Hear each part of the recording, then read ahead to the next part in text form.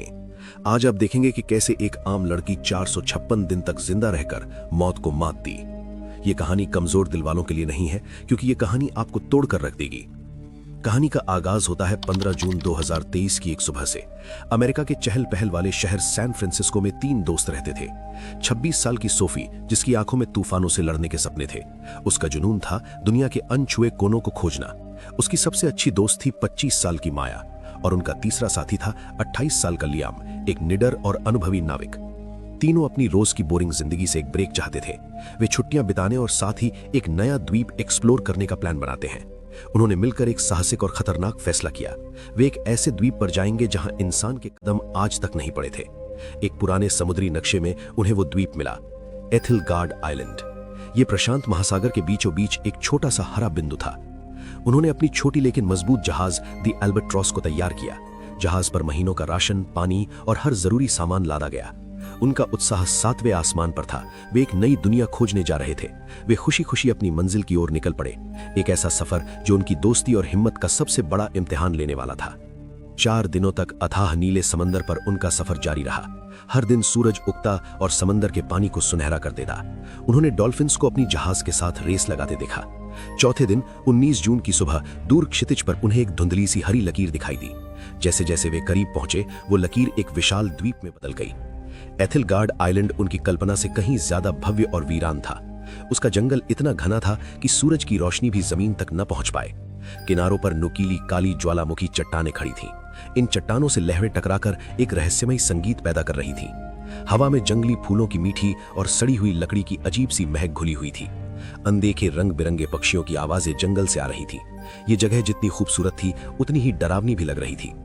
Liam ने जहाज को एक शांत और सुरक्षित खाड़ी में लंगर डालकर रोक दिया। तीनों ने अपनी छोटी नाव से द्वीप पर पहला कदम रखा। उन्हें लगा जैसे वे किसी दूसरी दुनिया या किसी दूसरे युग में आ गए हों। वे इस अनछुई खूबसूरती को देखकर पूरी तरह से खो गए थे। उन्हें यह एहसास बिल्कुल नहीं था कि वे स्वर्ग नहीं, एक पिंजरे में दाखिल हुए हैं। एक ऐसा पिंजरा जहां से निकलना नामुमकिन था। अब वीडियो में आगे बढ़ने से पहले अगर आप भी दुनिया भर की ट्रू सर्वाइवल स्टोरीज देखना पसंद करते हैं तो चैनल को सब्सक्राइब जरूर करें। द्वीप पर उनके पहले 7 दिन किसी जादुई सपने की तरह थे। हर दिन वे एक नई और हैरान कर देने वाली चीज खोजते। उन्होंने रात में चमकने वाले नीले रंग के मशरूम देखे। उन मशरूमों की रोशनी में जंगल किसी दूसरी दुनिया का लगता था। उन्हें एक बहुत पुरानी टूटी फूटी झोपड़ी मिली जो लताओं से ढकी थी। ये किसी भूली बिसरी सभ्यता का आखिरी निशान लग रहा था। वे दिन भर द्वीप को नापते और रात में आग जलाकर अपनी खोजों का जश्न मनाते। ये उनकी जिंदगी का सबसे बेहतरीन समय था। वे आजाद और खुश थे, लेकिन उनकी ये खुशी सिर्फ 7 दिनों की मेहमान थी। 26 जून की सुबह उनके लौटने का दिन आ पहुंचा। उन्होंने अपना सारा सामान वापस दी एल्बाट्रॉस पर लाद लिया। लियाम ने मुस्कुराते हुए जहाज का इंजन स्टार्ट करने के लिए चाबी घुमाई, लेकिन इंजन से सिर्फ एक खट की आवाज आई और फिर गहरी खामोशी छा गई।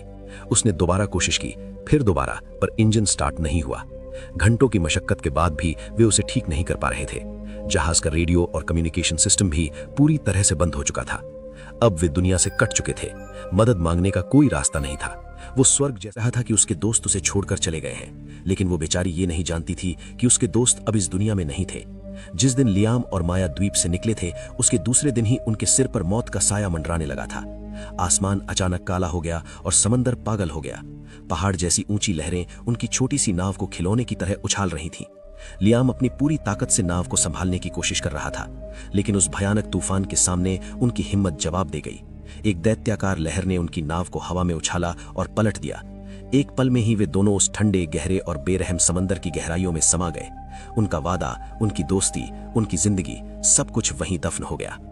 और यहाँ एथिलगार्ड आइलैंड पर सोफी उस वादे का सच होने का इंतजार कर रही थी। एक ऐसा वादा जो कभी पूरा होने के लिए था ही नहीं। वो हर रात जहाज के केबिन में दुबकी रहती, तूफान की आवाज सुनती और ये सोचती कि उसके दोस्त कहाँ होंगे।